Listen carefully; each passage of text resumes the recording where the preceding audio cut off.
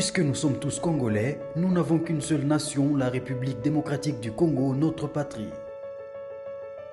Nous avons le devoir de l'aimer et l'obligation de la faire développer à travers notre sens patriotique et nos belles actions. Chers patriotes, il est temps. Rejoignez-nous dans la campagne citoyenne et éducative de sensibilisation sur le changement de mentalité. Zala bon citoyen.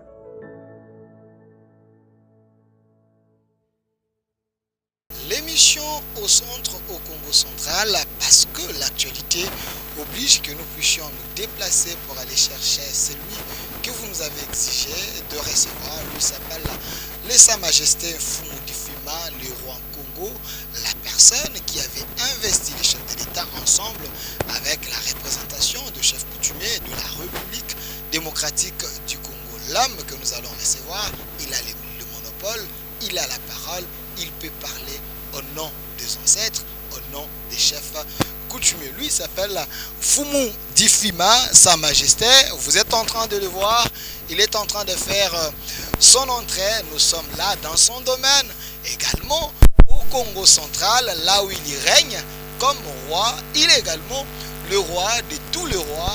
Il est ici, il est le représentant du pouvoir des chefs coutumiers en République démocratique du Congo. Vous le voyez, c'est un homme sacré. Il est en train de venir. Le roi, Sa Majesté, je le bienvenu. Alors, chef Okoyi Kokota, non, Kota Tosolola, il est au Canada, Libanda Yamboka.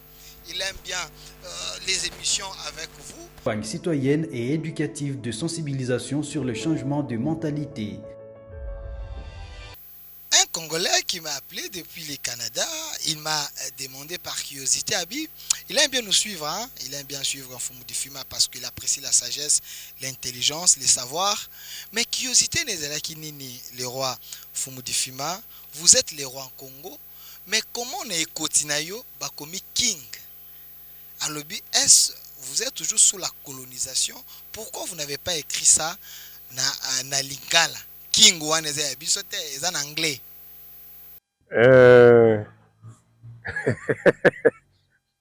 Nous avons côté belé. Il y a belé et monsieur ça répond expression. Parce que il y a un gars qui a un toti là on a la takango ça na écrité. Wa monene na ba singala ngo nyoso. Mais mutu mususu akwebela ngo stinate. Yo zako sala nzela ozotambola okutani na en général otanga nika bétoile na pona nini pomboka et créa ba emblème obiki wana passa rouge wana passa noir oyo général de brigade otokomona wana wana comme général major et okuna tomoni za général de division okuna général d'armée. C'est-à-dire partir ba étoile aux otanga. Pona nini po ba yebi. Ba tumso za nzela moni mutukezo ya bacheka ki étoile mongo na liboso. O fait ça général alongo na nzela. Mais yankumu eza wapi? Est-ce qu'il y a besoin comme king? Même pas. Combien on peut a plaisir, c'est un message que vous lancez aux gens. C'est un message. Message dans le sens tango zo kende kokota na ba makambo ebele batoka bazo mona yo tango atanga bi c'est le king okuta belamba na msuna commune sima roi Congo en français roi Congo. Et quand tu es dans des grandes manifestations internationales avec la communauté internationale pour qu'on ne te pose pas trop de questions ba tango déjà ne lamba. Par contre nakati ya mboka na la te quantité ta chemise dans autant tambola mon ça va ni tout là Fumu à s'incliner c'est dit pour yebi ki oyo roi na biso mais na libanda et ça na bilembo musu to komi ko sala ngo po batu ba sala distingo nango otelemi lelo zo kende na kata manifestation ya biso moka to mesana ya ba ya mboka ya RDC okokuta mutu azoleka lati nega pembe nzambala ya pembe akoti na manifestation la dit nzambala ya pembe baye ko welela papa yaka bako pese kiti pona ni bato ba mesana na image ya basango wala ti bato balekaka bino na pouvoir baleki bino na aura baleki bino na pouvoir bango bazalaka plus respecté que bino ba chef coutumier non koloba ke baza plus soki olingi oloba ke baza plus respecté na certaines populations wana à la limite na kokolekisa yango mais ke oyo baleki biso na pouvoir si bayo bana biso se mwana koleka papa na pouvoir na ye basango baza bana ya baroi eza na moko abotema likolo ya nzete babengaka bino bandoki ya mike ndoki nde babotaka bango olobi nde babotaka bango no kangi parenthèse les sa majesté Mfumu quand tu es né ozomela mabela mama osakana na papa et puis tango okoli po tangi baki kolati so ki archevêque kolobi no nga na komi likolo ya papa na ngai message combien bayoki te mokolo kokufa baozongisi wapi Mfumu difima bande ko baze belé ba kolanda biso na nzela ya 10e rue télévision au central télévision na ba chaîne oyo collaboraka na biso et puis na au centre TV mukilumba ba kolanda yo mais na tikala non na ba préoccupation ya bandeko parce que va to kota na mozindo makambo yo to déplacer to sali voyage to na royaume na yo to na Congo central pour vous rencontrer merci na kei mais na tikala na ekoti parce que ba te belé ba s'intéresser ki nango na émission la fois passée signification ni nezali ya ba madodo tomoni ya pembe wana bana pusa bayeba surtout les Congolais de la diaspora oyo baza na tante ya koya na Congo bayeba et continue yo eza makambo ebele ba madodo wana eza nini elakisi nini d'abord eza esengo na ngai de voir mikolo mingi bato bakomi kozongela mayaka ebele banso babenga ngo zeke esengo ezaki na tango ya kala tango moto azoleka kaka boye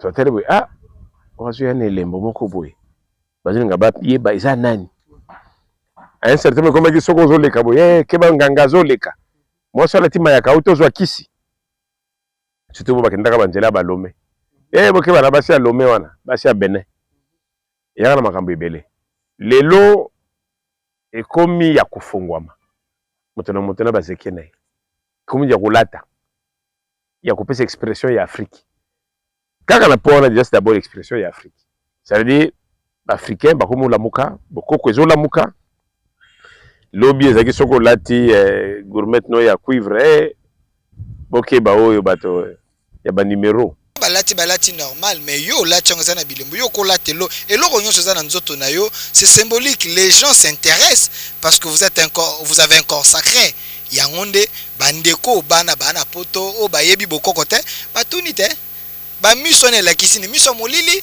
ezali nguya ezali nini bana pusa bayeba bakoyebaka yango maleme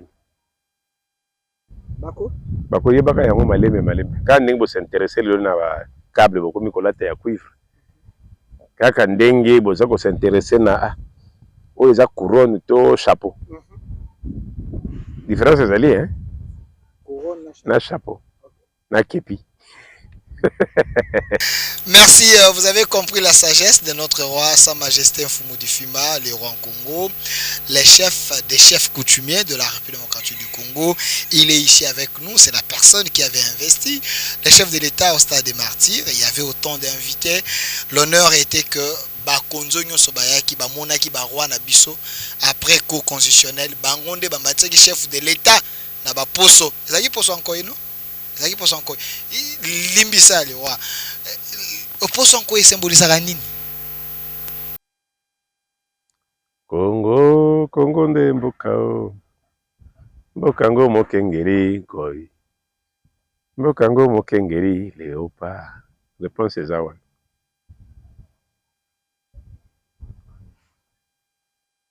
tosangani miso lelo tofungami miso tomoni bozoba nyonso tosala mpona kolamusa Congo avenir ebongi tosala moto nyonso ata mwana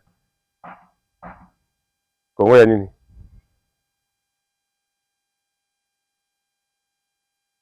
Congo ya makasi moto ya nkoi. Congo ya bwanya Kasai ya mbila. Congo ya bokoko kaka na nkoi. Koi. Elima nkoi. Koi elima. Sababi elima nkoi bazosi nkoi elima elima eza nini? Tangu ba Americain baza koganga kabisa to saba aigle mondelo nini? Aigle kendaka mosika, talaka mosika, lelo ba Americain ba komiti bazoluka guerre d'espace. Ba Russes bazo tutana na bango, ba Chinois ba supplanter bango. La guerre des aigles. Dans l'esprit qui vole. Congo mukolo aigle azaka na se ya kovanda. Les lions de la Teranga, bazo kota na kati. Oh, et comme ils sont nini? Kosi na Yuda, Yuda des amis juifs, hein? Les lions des juifs. Les lions des juifs, les lions des juifs, les léopards du Congo. Pourtant, Congo azali, na lion na léopard ezaka Congo. Et na kote sina ma Bible, hein? Bongo na Bible ango Yesu azolaka initiation ne wa na Afrique te. Azola nko yo ka na Afrique. Kosi. Et donc na nyoso tozo kende na ngo na banzi po batu baye ba sens ya nkoi. Bazongela hymne national. Bayemba ngo su madame. La réponse que c'est dans le cas. Est-ce que Congolais biso ko yemba hymne national? Ah, mais surtout sur 10 Congolais, bah tu vas n'andok basa l'exercice sur 10 mi balé bako yeba, mais 8 ba yebité. Sur 1000, 3 bako yeba, 997 bako yeba te. Pour ça que je dis sur le ça va au moins à poids. Ça ce n'est pas l'injure contre les Congolais? Bon la zane. Mende? Les Congolais basa ba ignorant? Non mon Congolais, Congolais te. Ba Congolais basa ba négligent? Est-ce que Congolais yebi so hymne national? Mboka nyonso. Si botala kate papa, tote ya makata na bilili ya baninga. Bovandi bozo tala bomoni penza ke tala bomoni mutu wana bake championnat du monde. Équipe ne soke koti. Babandaka ni pour identifier bango. Et quel est le comportement des joueurs? Mona kangi liboko azo yemba, azo ko s'inspira obi hymne yango nde pesa biso makasi, hymne yango nde zo fongola biso nzela, hymne nde zo benga bilima na biso, hymne nde bokoko na biso zo telema. Bongo ya biso. Hymne.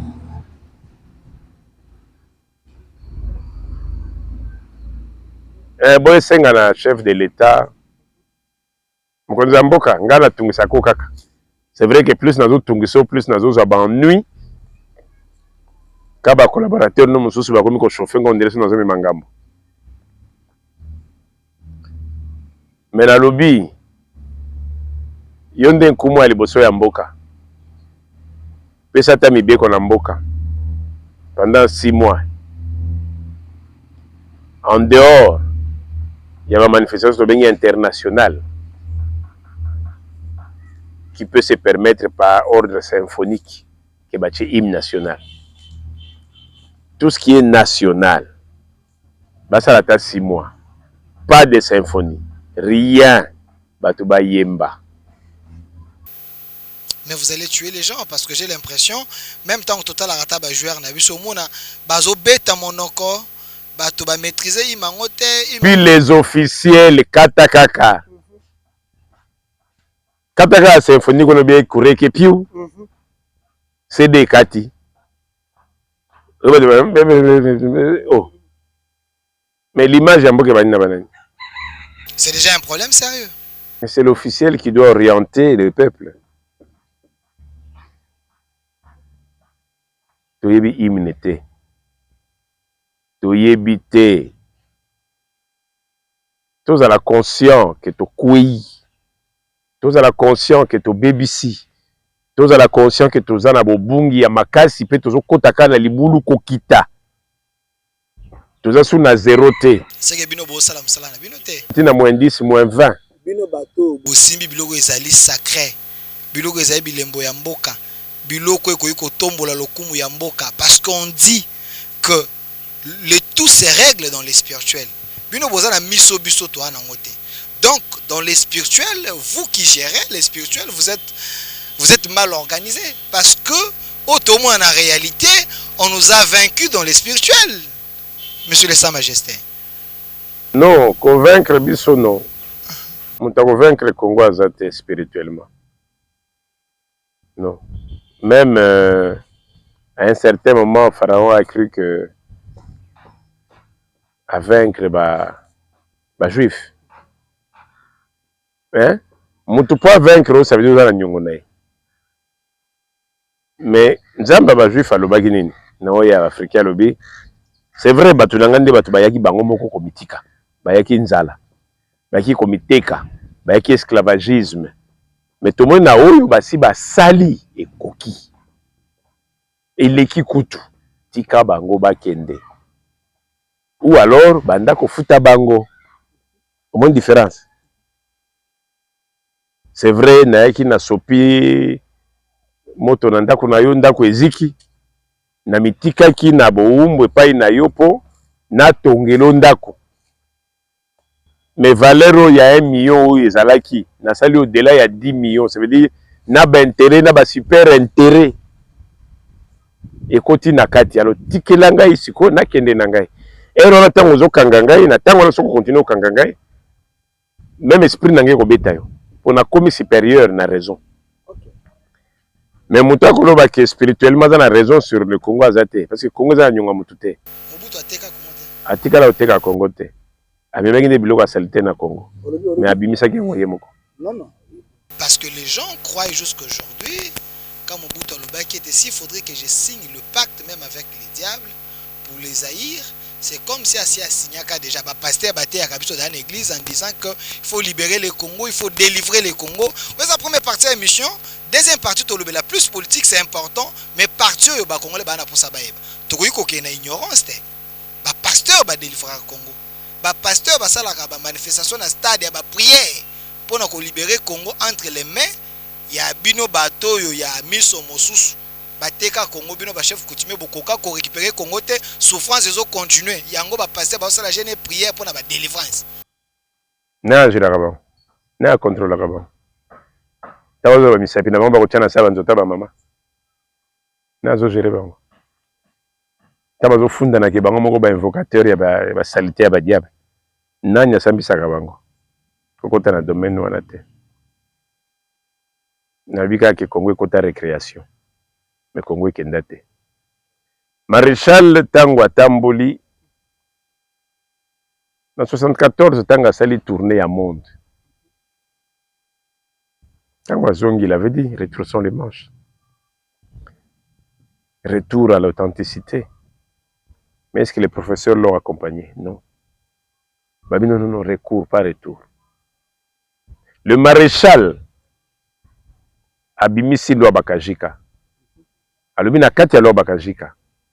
Je crois article 387. Alobi mabele eza ya bokoko. Mais il faut loi moko po etalisa biso bokoko batambusaka yango ndenge nini. Banda 66 style lelo. Loi ne ebima te. Afota maréchal te. Eloko to reprocher na maréchal eza tango ya kikozwa. Eloko ya Zaire mimi na Congo. Oyo pesa ki malanga mwa liboma ngai na news ai. Eloko ya Zaire mimi na Congo. Mais musée petango aye ko tala la vite. Maréchal alobaki je serai le seul président du Zaire. Et donc musée savait aussi également que akokotaka jamais na mondo ya Zaire. Parce qu'on a président Zaga moko. Azongi na Congo. C'est-à-dire tiki Zaire na musika, ye azongi si Congo. Comme Congo est original. Tango yo longolo balona ki likolo, ça veut dire ozongi si mabele na yo. Nde loko muza futela makila na yango. Ya kozongi sa Congo na esika. Et qui bateka mboka non. Mboka na biso ezali. Mais ba salité des amis. Et ba salité ngo continuer entre autres na ba église. Ya mingi. Nde tina omoni to telemelaki na côté na biso toloba, il faut un ministère des affaires coutumières. Un ministre coutumier full waza capable ya kotelema.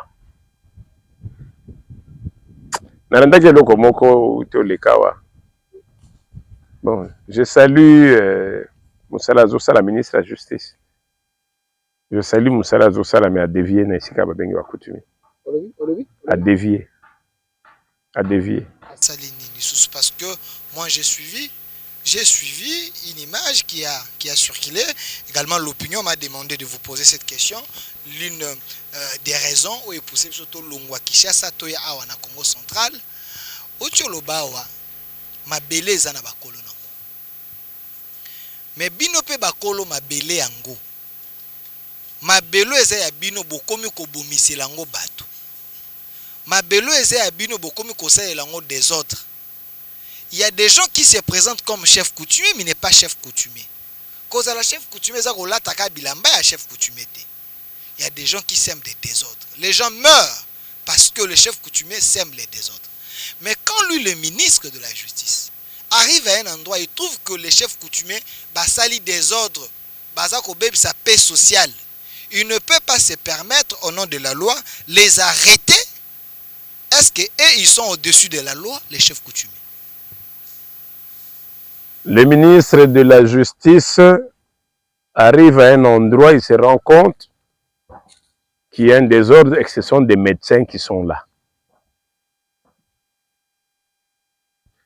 Monsieur le ministre de la Justice, je suis encore en train de dire, je salue cette volonté de mettre de l'ordre. Oui, nous voulons tous qu'il y ait de l'ordre. Nous sommes là pour accompagner la République. Nous avons une loi aujourd'hui sur l'autorité coutumière qui demande une dignité, une considération. Je dis là, le ministre a dévié. Il a dévié. Non, ça on ne peut pas accepter. On peut pas flagrance. C'est lui qui est dans la flagrance. Le ministre. Ça, on ne peut pas accepter ça. On ne peut pas. Non, on ne peut pas. Le chef coutumier, c'est l'autorité morale et l'image du pays. Nous ne sommes pas à l'époque coloniale où on arrêtait un père devant ses enfants et qu'on le fouettait devant ses enfants. C'est ce que le ministre vient de faire sur le corps de l'autorité coutumière. L'embarquer dans des jeeps comme ça, on filme. Ça, non, ça, on ne peut pas tolérer. On ne peut pas, quelle que soit la bonne volonté qu'il a. La procédure est biaisée. Pas lui. Il y a un vice-ministre des Affaires coutumières. Il y a un vice-premier ministre des Affaires coutumières. J'insiste. Il y a un vice-premier ministre des Affaires coutumières, Jacques-Mé Chabani. Il y a un vice-ministre des Affaires coutumières, les chefs coutumiers, Mohamed Ndeze, même si il n'a pas encore assez d'années d'expérience dans cette matière. Mais qu'est-ce qui manquait au ministre? Sachant que je suis devant un corps spécialisé, un corps respectueux. Il n'avait qu'à appeler son collègue. C'est là que j'interpelle aussi le vice-ministre. Si nous avions lutté qu'il y ait le ministère des Affaires coutumières, ce n'est pas pour qu'on puisse continuer à condamner les chefs coutumiers, alors que la faille était dans l'administration territoriale, dans l'administration foncière, dans l'administration urbaine. Nous ne sommes plus à l'époque d'un chef coutumier Kalaka qu'on pouvait embarquer. Non.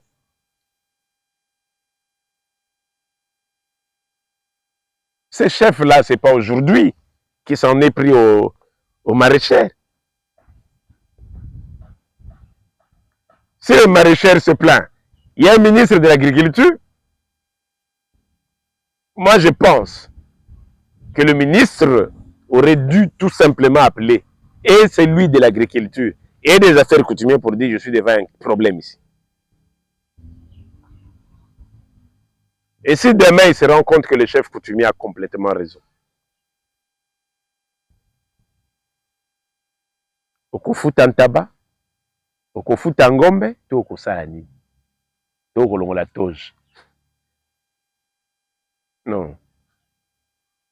Nous sommes les conseils supérieurs de l'autorité traditionnelle et coutumière et il le sait.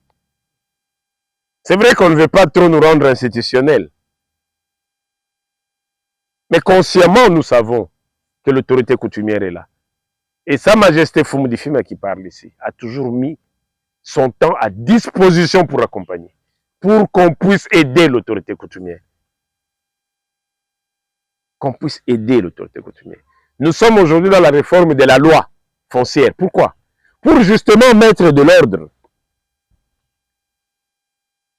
La première préoccupation, oui, c'est pas parce qu'on porte l'habit qu'on est chef coutumier. Bien sûr, c'est pas pour rien qu'il existe l'ordre de médecins. C'est pas pour rien que les médecins se sont battus pour avoir l'ordre des infirmiers. C'est pas pour rien qu'il y a les barreaux. C'est pas pour rien qu'il y a les conseils de la magistrature. Aujourd'hui, on voit des notes qui circulent pour dire même dans les magistrats que le chef de l'État a nommé, il y en a qu'on a désignés, qu'on a nommés quelque part, qui ne sont pas sur ces listes, qui sont des parachutés qu'on ne retrouve pas. Les deux autres peuvent exister, mais on posera la question à qui? Alors, des avocats, au conseil de la magistrature. Mais dit, mais ce nom qu'on présente là, c'est vrai ou pas? Peut-être que la haute cour va vous dire, ah non, mais en fait, oui, c'est vrai, les gens qu'on a nommés là ne sont pas dans la liste que le chef de l'État a nommée, mais c'était dans les listes anciennes. Il y a bien une réponse. Nous avions lutté pour qu'il y ait une loi qui couvre d'abord l'honneur de l'autorité coutumière. Et nous avions mis en place notre conseil supérieur pour justement accompagner les institutions.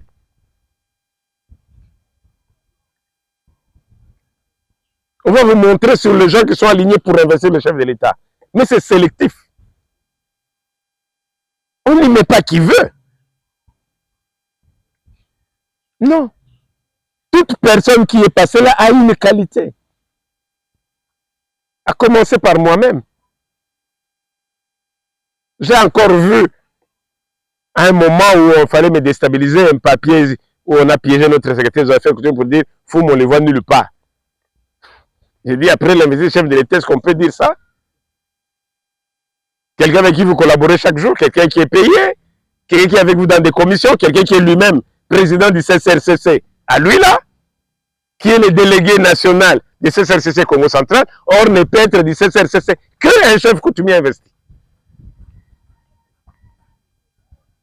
C'est vrai, j'ai apprécié ces excuses. Il a dit non, non, je ne me suis pas rendu compte. En fait, on m'a fait signer quelque chose. Oui, mais faites attention, vous êtes notre secrétaire général des affaires coutumières. Faites très attention. Pour déstabiliser Fumu, si on veut vous utiliser, alors ça devient un danger. Les guerres à l'Est, si ça ne traverse pas, c'est parce que si ces chefs coutumiers sont décidés à barrer la route avec leur communauté. Mais le seul jour, ils disent non. Alors, boutique, Kakasi Bango, le ministre Bassala. Je vous ai laissé parler, j'ai senti une colère ancestrale, si je peux dire ça ainsi. Pour vous, c'est une humiliation, voir des chefs coutumiers embarqués dans des véhicules. Par le ministre. Comme des koulounas. Par le ministre. Il y avait des services. Par le ministre. Il y avait des militaires. Par le ministre. Il en était l'ordonnateur. Ok. Une humiliation pour vous. Bien sûr. Pourquoi ne pas aller les chercher, peut-être J'aurai le temps de le voir, c'est parce que vous m'avez posé la question. Alors, Monsieur le Sa Majesté Fumu Difima, ce qui est vrai dans votre corporation aussi, il y a un problème de positionnement. Vous ne vous acceptez pas. C'est parce que dans le monde spirituel, vous n'avez pas le même niveau, ou c'est parce qu'il n'y a pas une organisation claire dans vos structures? Non, c'est... je disais que c'est pour mettre de l'ordre que nous sommes là. Et aussi éviter. Moi, j'ai eu un secrétaire général avec moi. Je vous prends un seul cas, le chef de l'État devait aller faire sa tournée du Grand Kassai. Je laissé mon secrétaire général partir, parce que je considère qu'il est du Kassai, donc c'est l'occasion pour lui de mieux acquérir les chefs.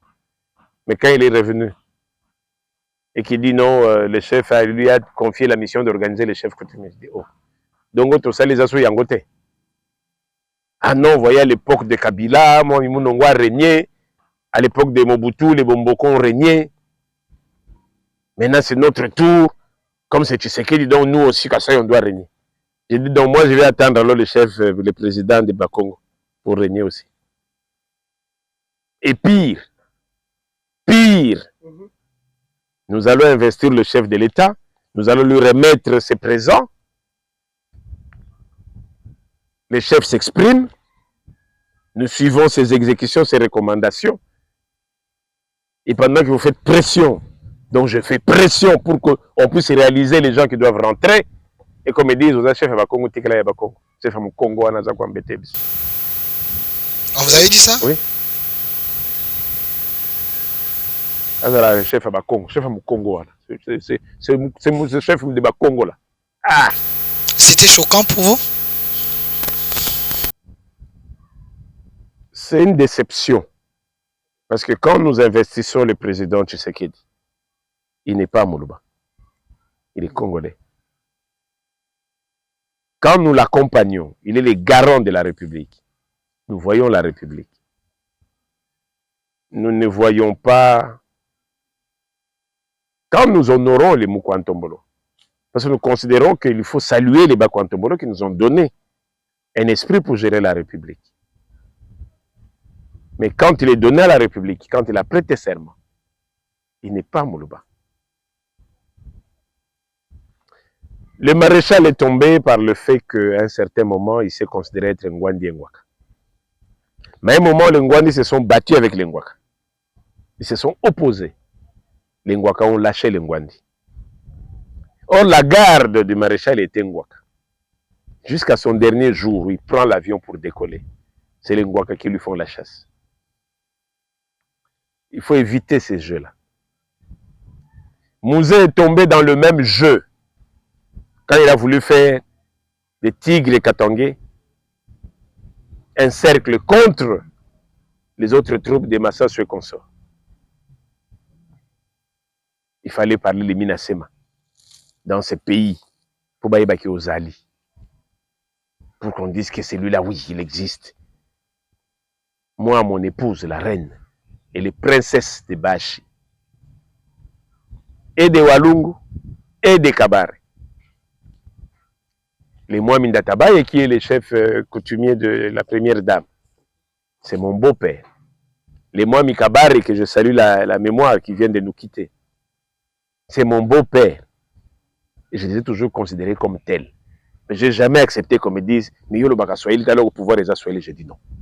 Ça, je n'accepte pas. Et je n'accepterai pas non plus qu'on me dise, mais pour nous, je dis non.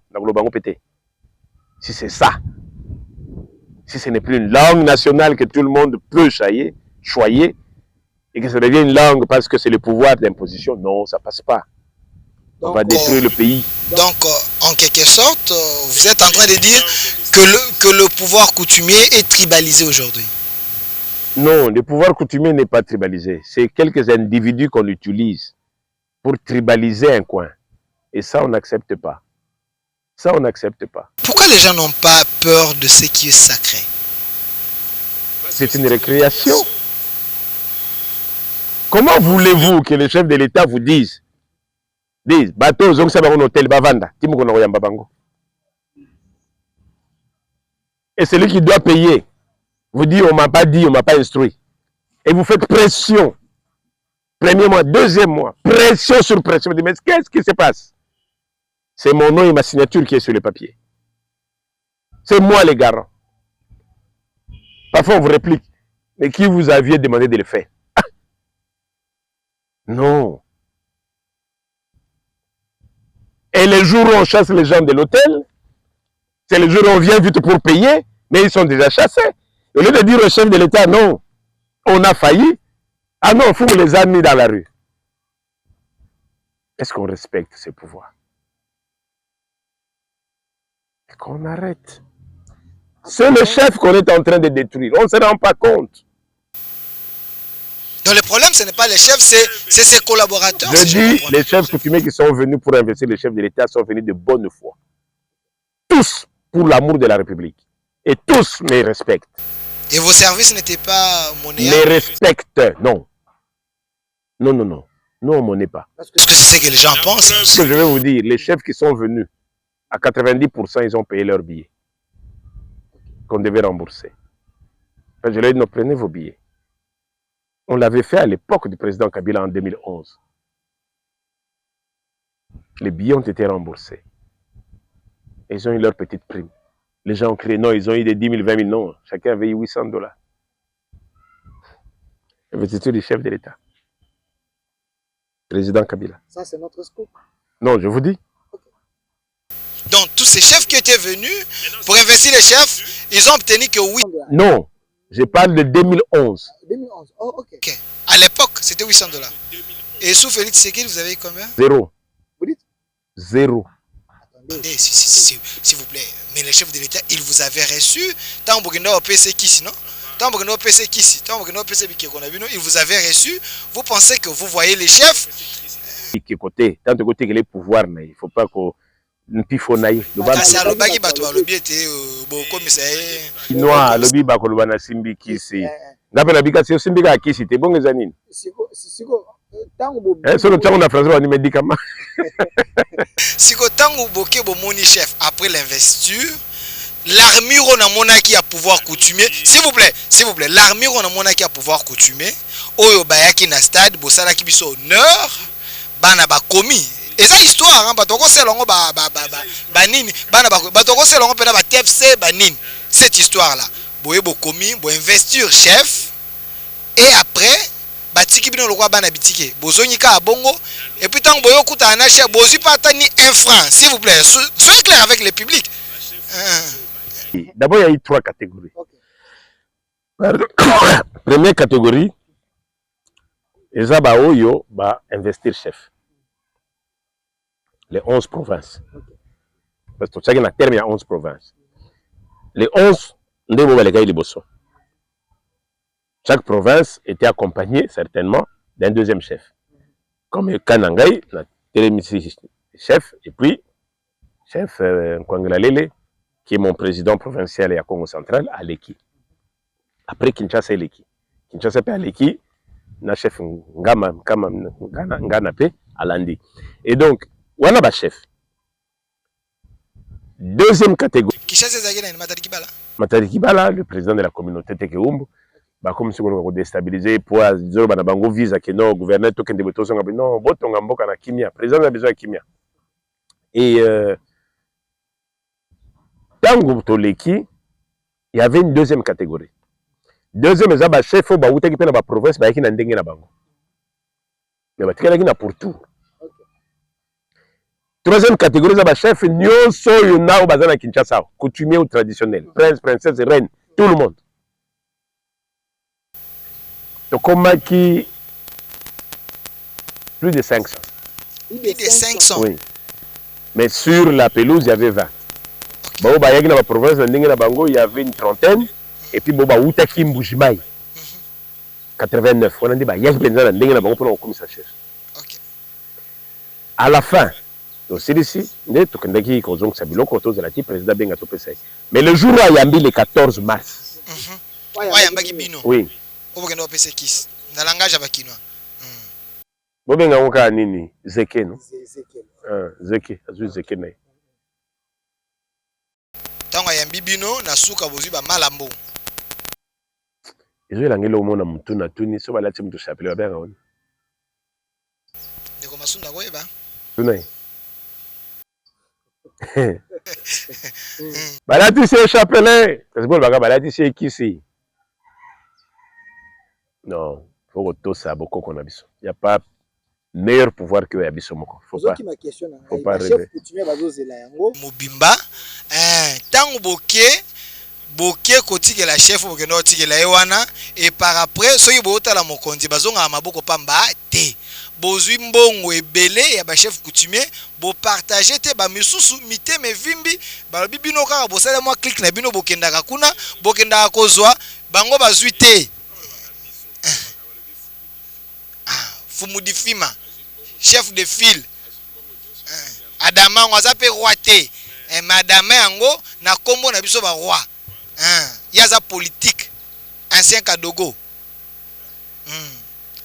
mais tout le babongo kasi de ngalo so maloba ya peuple na déplacer na pamba te na tuna mituna nyos oyebi hein non oyebi il faut tala ka moto soka zoloba so moto azoloba ozotala yeye moko bi mais oh mais moto basi bakanga ye na mona bakanga ye Olobi moto alekaki azoganga fo mu difima wana aza Kadogo aza colonel ya amer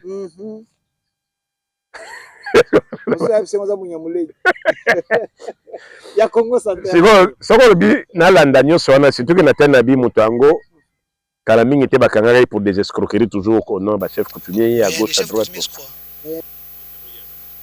et d'abord il y a za coutumier te et puis na kota débat wana te kota débat wana te et non je me fais respecter c'est tout hein na ligne wana okuta mutu te ka ya ko investir chef de l'état azala na ba aventure non c'est sélectif na déjà sélectionné ngamoko sélectionné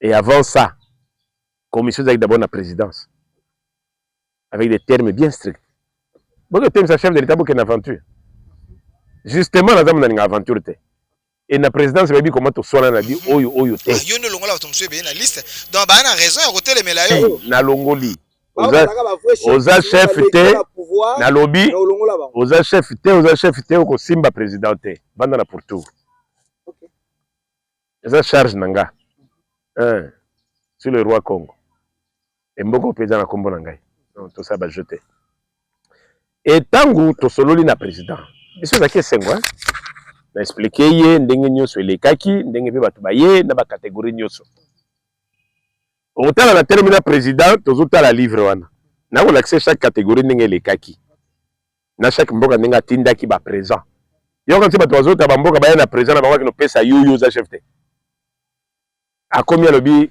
ya biso yango ba chef wana nyonso ba bilima wana ba ndoki nyonso wana ba ya ko pesa yo za ndoki te yo za no vide ba peso osimbela bango pour que no pesa chef de l'état yo na yo za no ndoki te comprenez hein no za ndoki te ba fesio yo bombela biso pour que no pesa chef si tu n'es pas sacré tu ne peux pas toucher les choses sacrées donc wani ça ba biloko moko to landaka penza te mais eloko zaka pasi je vais vous dire calcul nyonso sala ki na ndenge déroulé salemaki parce que falaka to yamba plus de 100 chefs ya ba province pour l'investiture mais vu que ba chef d'état bazaki est belé il fallait qu'on réduire temps et aussi eloko comme ça c'est déranger ki biso tant comment ki mukuse bon c'est rappelé époque on a d'ailleurs c'est à ba vieux até et Congo ya kangi donc mobulu bo ba kokai koya to ciblaki tel aza plus pembeni akokoya mbango et bayaki to seli musana na biso kitoko moto nyonso sepe même le président moko passer peleki makasi te ozoki maka question na ngai bozwaki oliaki yo moko to oliaki na baninga yango ne mutuna na ngai oliaka mitema soso ya okele mbango papier wana mokonzi azwaki ezalaki ya $191,000 na kati wana babillet ya bato bayaki ko rembourser bango j'expliquais na président na kati wana logement na bango kolia na bango ba dépenses on nga moko na salaki na sali proposition ya prime je vais même te le dire na sali proposition ya prime ngamo bokansaki na mitie soki 100,000 soki ni te 10,000 na musala nyonso na sali je laisse au chef faisant proposition yoko bana chef obite ngai na nyonso na sali na on a dépensé na moni avec un 10,000 je vais m'en sortir chef à côté abi non na musala osaleli ngai pourquoi pas 100,000 zwa pourquoi pas ndako ozwa mutuko ozwa faut ko tika appréciation na mokonzi mboka C'est ce que vous avez fait. C'est ce que je fais. Baoyo basali investiture ya chef de l'État 5 000. Bon ba utaki ba province ba yeko accompagner. Bon ba na liste ya 80 wana. Bon ba utaki ba province 2 000. Baoyo balandaki 1000.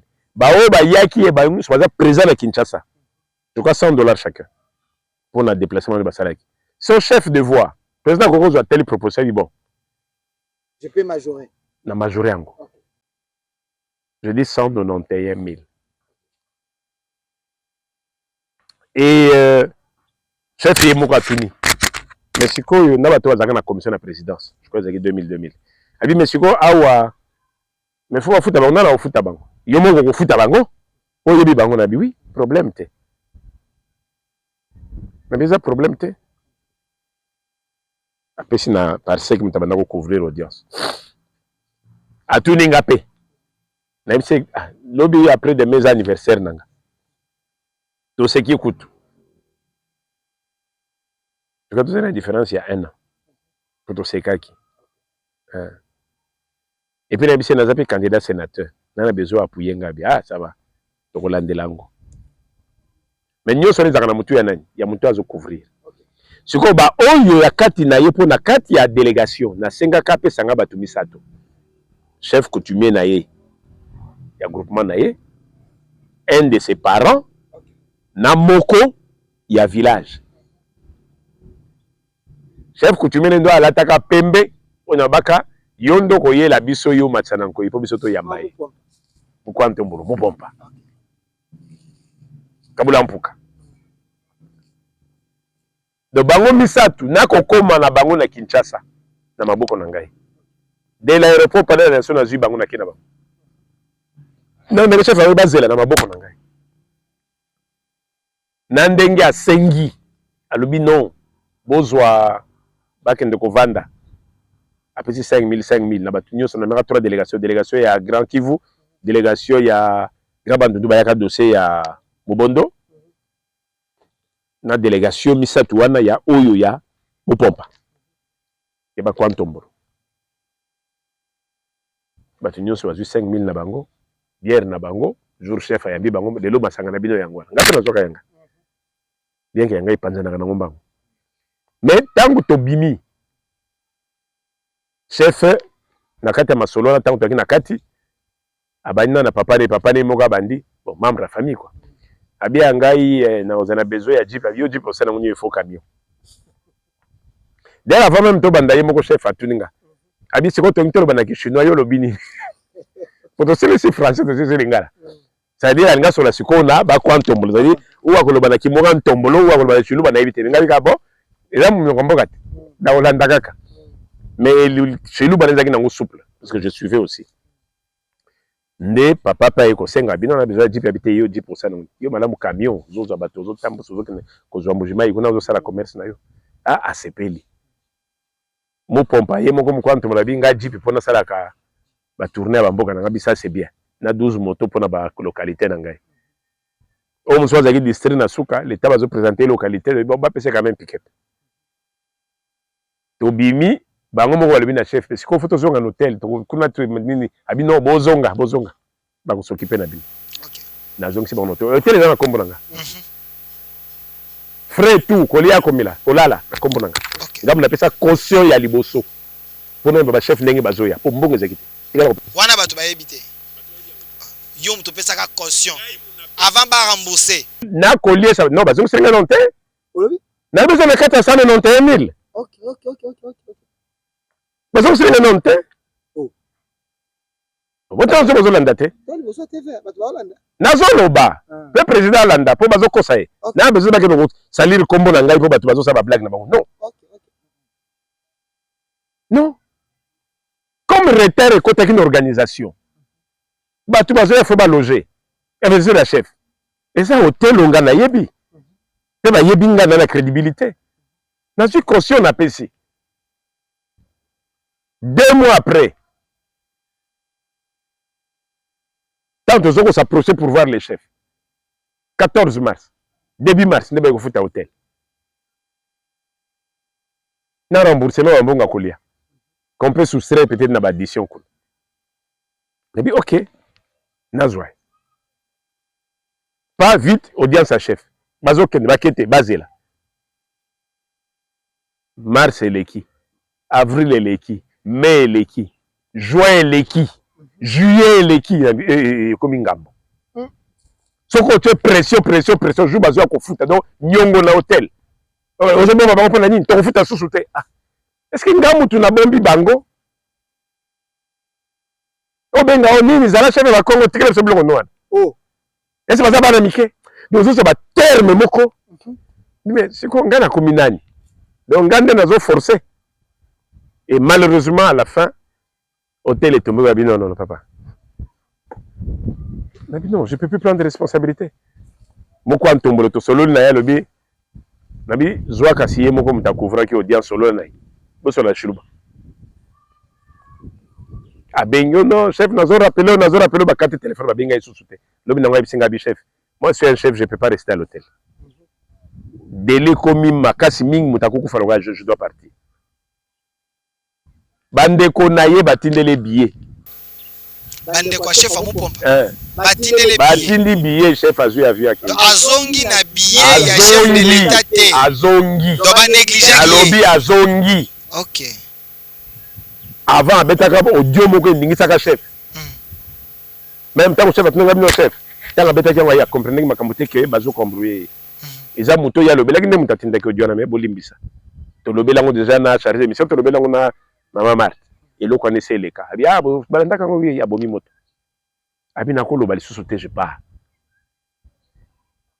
abi senga abi mukolo kozala na président et ki biloko alobaki na nga apesi botindelinga wana maloba chef ya chef mu pompa tikelinga so neni camion balakaka ye na te ye jeep na 12 moto na ba maputa pona batune ya mboka na enveloppe na yo chef albaki ava bozonga na kopesa yo ko batwana balongwe ba ye bazongi pe na eloko te bazongi mibale batikali baza awa tidele baza te landanga yi mibale batikali hotel akanga yangi motema lobe chef. Il faut y avoir sa conscience. Alors il faut libérer l'hôtel.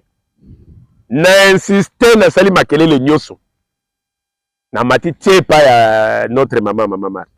Na lelinga maman côté langa itala wa pobule zokota. Maman na butu na benga batu aganga. Maman batu. Maman merci. Maman Marthe merci.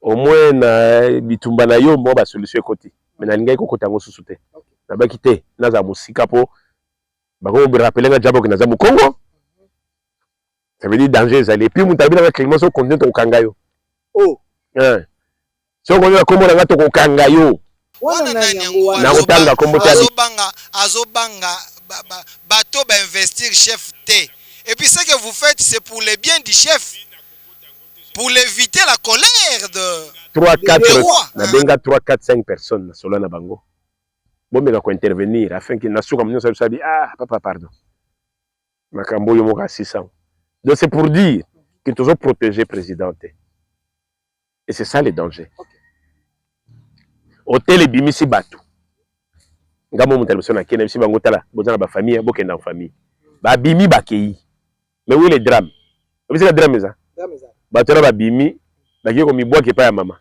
oh to kufela kakao mera tomboki na mutu ayiko futa bato basi ba bimi ayiko futa hotel a komite to futaka boniko ate fumu nde mutu a négliger bango oh 6 mois que j'ai gardé déjà 6 mois musuta be na odi ke président tomboki na bika c'est vérité yanga la katini même c'est vérité que vous négligez bateau. Mais non, il y a des réalités, c'est la place dans notre manabi. Pouvoir coutumier. Président, il faut avoir un conseil spécial en matière coutumière. Il dit que, oyo, azan kumu, azan souci, ban kumu. À protéger autour de lui. Azan a chef, il y a maison militaire, il y a maison civile. Chacun dans son domaine. Azan a conseil, chacun dans un domaine. Mais bon, comment courir derrière te? un chef rwandais son lobby une fois, deux fois. Naye ah papa boni yaka lobby. Naye deux fois yaka lobby. Deuxième façon que naye yaka lobby na ya suna ozati obenganga. Il y a de l'honneur dans l'autorité coutumière. De l'honneur. Ah chef a tomboki pour aller que babwaki na balabala. Et l'ongwe na jeep na camion na pick-up. Madame, 3 jeeps. Vous pensez 3 jeeps. 3 Land Cruiser. C'est que merci, mon mais bon, là, dans notre, comment nous sauter? On se dit, non, fou, mon toi, qui biloko na bimina. Wana ya bango, vous pesa bango, na kokota ngote. Ngabo be ngabo lobi fumu. Papier na yo, tika ki pa chef, yango lobi bafuta. Wana to yokani. Mais makambo na kota sauter. Et puis non, c'est ridicule. C'est là où je dis, tant on a besoin à côté à ministre de la Justice, n'habité. Et là, on est au Baxal, sous l'huile. Ma fout à la moto, non. Comment le chef a pris sa moto s'il n'a pouvoir coutumier? Comment le chef a pris les maillots quand ils ont classé bilon qu'on a yé? Et c'est nous qui avons beaucoup qu'on a yé. Bino le communiqué a diabolisé. Donc, chef a vu, ah, chef, je ne sais pas si vous continuez à souvenir à Congo. Quand on peut s'aggraver au Congo, on a salité à Congo. Ce qu'on peut imaginer, c'est vendre des lignes. Vous avez salité, vous avez salité.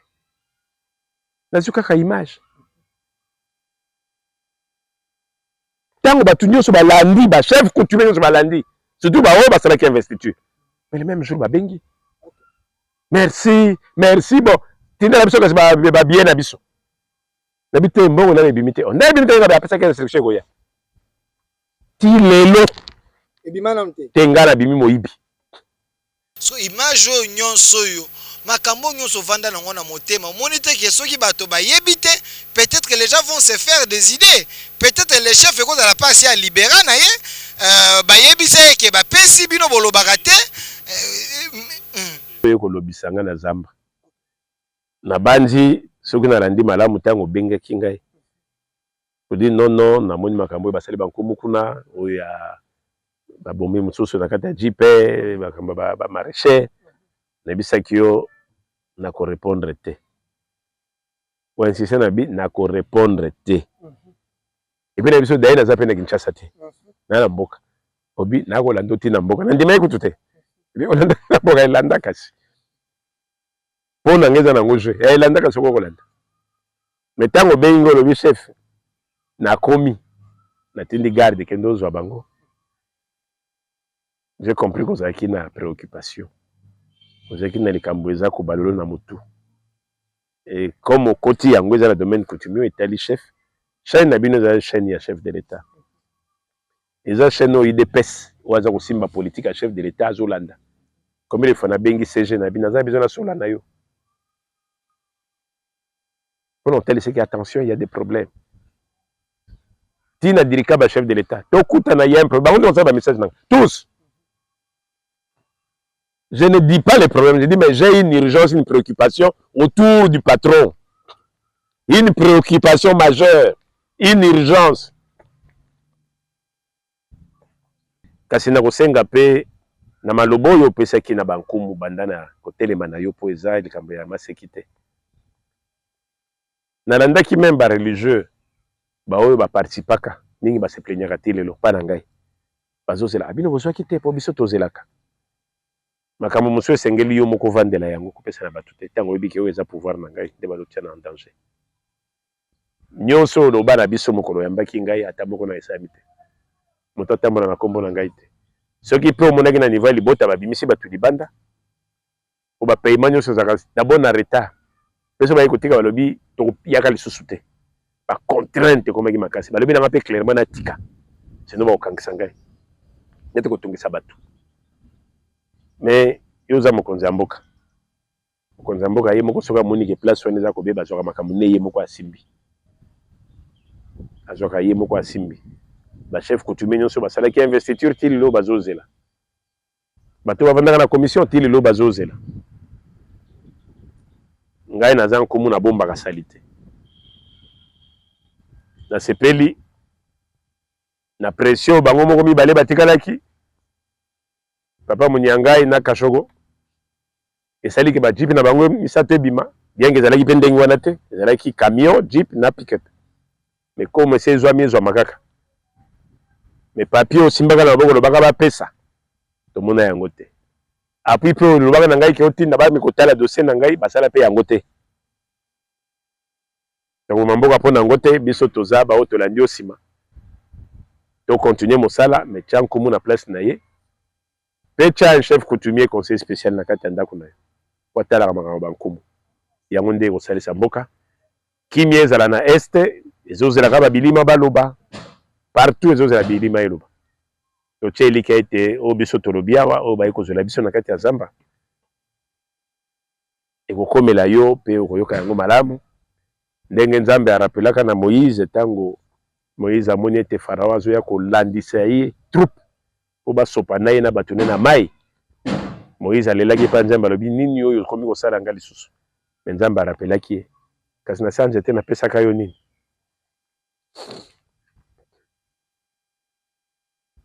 na saa nzete napesaki yo nini kani ya Moïse eutaka na likolo te ekiti balobi Moïse yamba ayokaka mongongo alobi na ezwa nzete wana etelemi wana nzete mais eza nzete te ezalaki pouvoir oso ozwaki pouvoir na yo mais so barapelaki na Moïse eza mpo abosanaki nde nzambe arapele ye ozolukanga mpo na nini napesa yo nyonso so oza na nzete na yo oza na fungola ozoluka nio fona katisa kasi oza na fungola Moïse abeti nzete na mai ebale fungwami akatisi bato na ye eza mpo alamukaki me ayeri moko ayaki soki kolala bapesi mibeko na kanda eleki azwi mibeko abambi yango na zipanzani na mission na ye katanaki nayebi koza na kanda makasi na ndenge mboka ezotambola malamu te nayebi koza na kanda makasi na ndenge mpe bato mingi bakosala oyo ozoloba te me kolekisa kanda te oso ozwaki nyonso senga na nzambe na bakoko balakisa odina esengeli osala yango nde biso toza kozela nga mpe nakozela bachef nyonso oyo bakenda oyo basalaka bainvestiture na bio oyo bapesaki yo bokonzi na yo bakoka kotindela bango biloko na bango ne fiske babiye na bango bafutaka barambourse yango ne fiske sa batika kosalir kombo na yo population ozolanda ngai na banzi namekaki mpe kosolola mpo na bachef coutumier bolobi mpe mingi oyo toyoki na profite awa mwana atungisa yanga mingi ayaki awa na mboka kolobisa ngai alors que ça les 2 semaines yangi suko koloba te na bunga na bekra na koloba sute po na moni lokole bando koma mabe eloko bafongoli nga monoko na banzi lobi na kozongela lisusu ba masolo na ba écran ndenge to mesene nzamba alimbisa biso bakoko balimbisa biso na kanda ope biso to chaki liboso no to fongoli awa ifungwa abatela pe mokili merci. Merci Sa Majesté Mfumu Difima de nous avoir accordé entretien oyo na kati ya royaume na yo toye na Congo central tomoni bokonzi na yo espérons que makambo lobi ba congolais bayoki bakonzi bayoki banzile fungwami kanda soko zalaki nango elongwe je pense que nzela pour na mboka efungwami ekozalele kumoko ya malamu. Merci à vous et merci également à l'équipe qui m'a accompagné. Vraiment cette émission Bogolandango na 10e rue télévision Temple et démocratie, Bogolandango na One Way, Bogolandango na Central Télévision BRT et plusieurs chaînes Ezwakabiso en relais et aussi sur notre chaîne YouTube au Centre TV et Delcas Télévision et notre RDC est possible. Botika ba commentaire na bino par rapport ya makambo ya les rois en Congo a commis Mfumu Difima. Un grand merci à l'équipe qui m'a accompagné pour la réalisation de cette émission. Monsieur Masunda, le réalisateur attitré de cette émission, il était là avec nous. Malco, le caméraman de Plus Bougar, il était ici avec nous pour assurer l'image. Restez fidèles à nos programmes. Au revoir.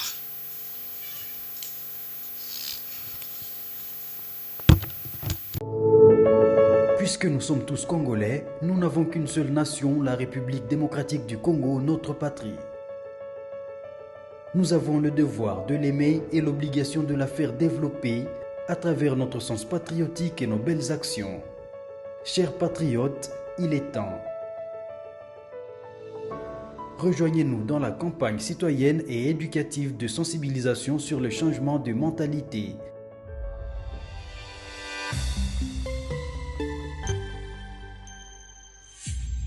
Zala bon citoyen.